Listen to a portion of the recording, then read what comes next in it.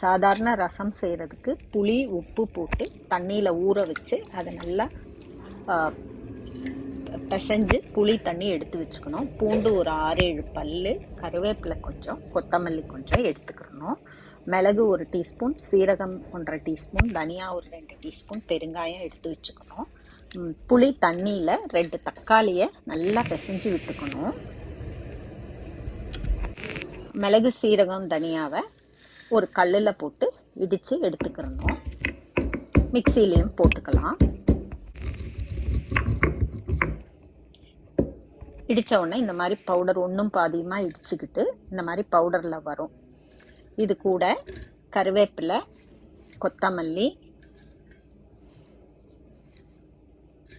பூண்டு சேர்த்து இடிச்சுக்கணும். இடிச்சதுன்னா இந்த மாதிரி வருங்க.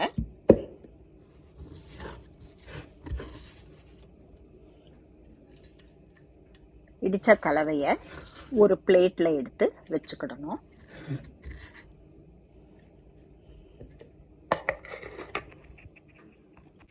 பிசைஞ்சு வச்ச புளி தக்காளி அந்த தண்ணியில கூட கொஞ்சம் தண்ணி சேர்த்து சரியான அளவு புளிப்புல தண்ணியை சேர்த்துக்கணும்.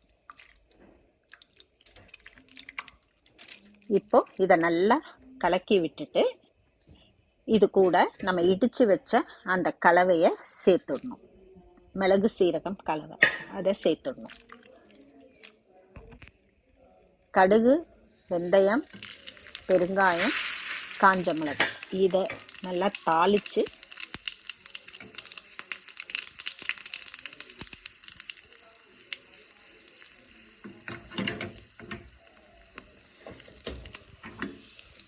புளி தண்ணி பிசைஞ்சு வச்சிருக்கிற அந்த தண்ணியில், ரசம் தண்ணி இன்னும் கொதிக்க விடாத அந்த தண்ணியில் சேர்த்துடணும்.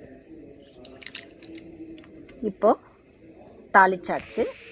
இதை நல்லா கொதிக்க விட்டால் இந்த மாதிரி நுரை வர்ற அளவுக்கு கொதிக்க விடணும்.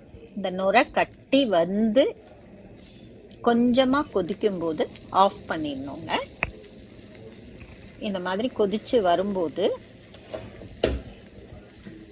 ஆஃப் பண்ணிடணும். மேலே கொஞ்சம் கொத்தமல்லி இலை போட்டுக்கணும். இவ்வளோதாங்க, ரசம் ரெடிங்க.